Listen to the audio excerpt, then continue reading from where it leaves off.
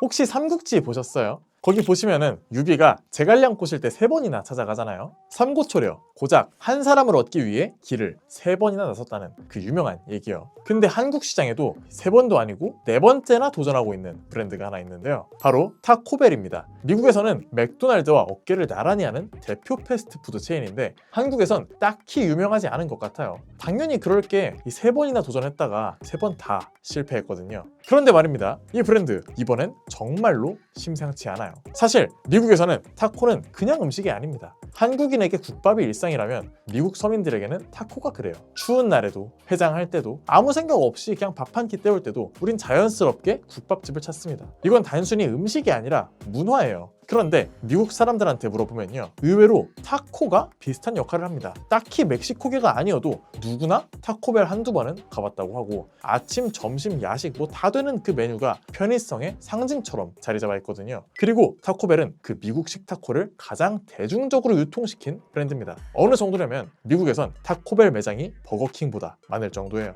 타코벨, 한국에 처음 들어온 건 1990년대 초반이었어요. 꾸준히 한국에 있긴 했지만요, 시작부터 실패해서 주인이 계속 바뀝니다. 그렇게 지금 3고초려도 아니고 4번째인 4고초려인 거예요. 그런데 이번엔 진짜 가능성이 좀 보입니다. 한국 패스트푸드 시장의 판을 새로 짤 수도 있을 것 같은데요. 오늘 주제는 한국 패스트푸드 시장과 타코벨입니다. 타코벨, 미국의 프랜차이즈 기업이자 세계 3위의 요식업 프랜차이즈 운영사 얌브랜드 소속의 타코 브랜드입니다. 이 얌브랜드에는 대표적으로 KFC, 피자헛이 있는데요. 타코벨의 첫 한국 진출부터 연관이 있어요. 바로 피자왕이라 불리던 성신재 회장, 미국 식품법인 얌브랜드의 피자헛을 한국에 들여왔던 인물이죠. 1991년 피자헛과 함께 그는 같은 소속의 타코벨까지 한국에 데려옵니다. 하지만 결과는 생각보다 빠르게 정리됐는데요. 타코는 당시 한국인에겐 너무 생소한 음식이었고 가격도 높았어요. 한국에선 이 피자헛이 승승장구하던 그 시기에도 타코벨은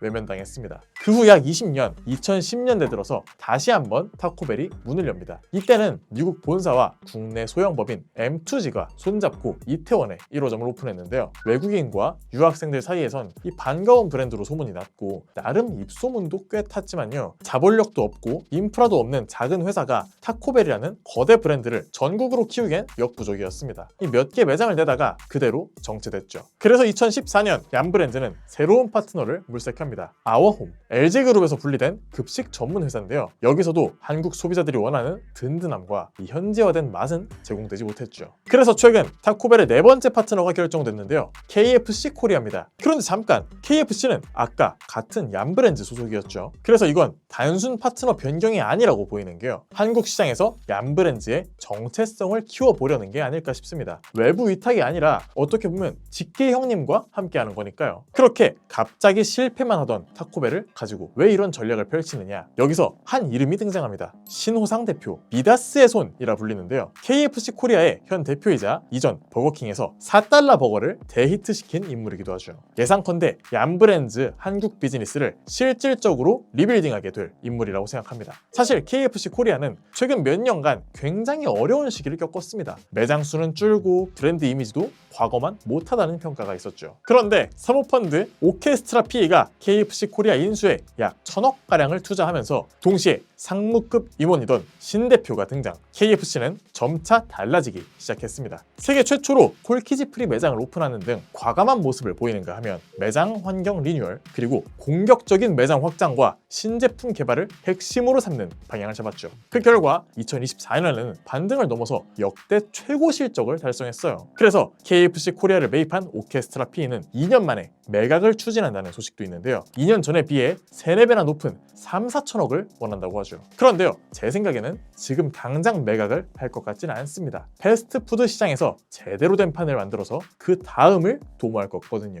생각해보면 KFC의 반등이 얌브랜드 본사 입장에서도 솔깃하지 않았을까요? 사실 그동안 한국에서 KFC는 치킨에서도 버거에서도 조금 애매한 느낌이 있었는데 확실히 반전되는 모습을 봤으니 타코벨에도 그 가능성을 심어주고 싶었을 거라 생각합니다. 그래서 이렇게 형제의 만남이 한국에서도 이루어지지 않았나 싶고요. 동시에 지금 미국에서는 KFC와 피자헛이 주춤하는 사이 타코벨은 혼자 독보적인 성장세를 보이고 있습니다. 2024년 3분기 미국 시장에서 타코벨의 동일 매장 매출은 4%나 늘어난 반면 KFC는 5% 감소했고 미국 얌브랜드 전체 이익의 75%가 타코벨에서 나올 정도로 존재감이 커졌죠. 현 KFC 코리아의 수완과 이런 점들이 맞물리면 상당한 시너지가 나타나지 않을까요? 그리고 또 예상해 볼 수 있는 게요. 지금까지의 흐름을 보면 자연스럽게 한 가지 상상이 떠오릅니다. 같은 소속이던 피자헛 말인데요. 한국에선 현재 회생 절차를 밟고 있죠. 만약 이 피자헛의 재기와 함께 영업권까지 KFC 코리아가 인수하게 된다면 얌브랜드 삼형제가 한국 시장에서 다시 한 지붕 아래 모이게 됩니다. 그것도 단순한 프랜차이즈 계약이 아니라 실질적 운영 주체가 하나로 통합되는 구조죠. 실제로 미국에서는 얌브랜드 산하의 브랜드들이 콤보 레스토랑 형태로 함께 운영되기도 했죠. 뭐 잘 안 돼서 다 없어지고는 있지만 어떤 형태로든 함께 공유할 수 있는 부분이 더 많을 겁니다. 아무튼 추측이지만 제가 보는 그림은 이래요. 세계적으로도 무시할 수 없는 한국 시장을 타코벨이 삼고초려해서 두 형제 KFC, 피자헛과 함께 장악하는 게 목표라고요. 그렇게 되면 메뉴상으로도 완벽한 패스트푸드 시장 판도를 주게 되니까 말이죠. 다만 이제 중요한 질문은 이번엔 뭐가 달라질 건데입니다. 형들 백업 받는다고 해도 결국 팔리는 건 타코벨의 타코와 부리또잖아요. 한국 소비자들의 입맛과 이 마음을 사로잡지 못하면 3번이든 4번이든 소용없습니다. 그래서 타코벨에게 남은 가장 큰 과제 두 가지는 바로 현지화, 그 다음이 마케팅일 것 같아요. 특히 현지화된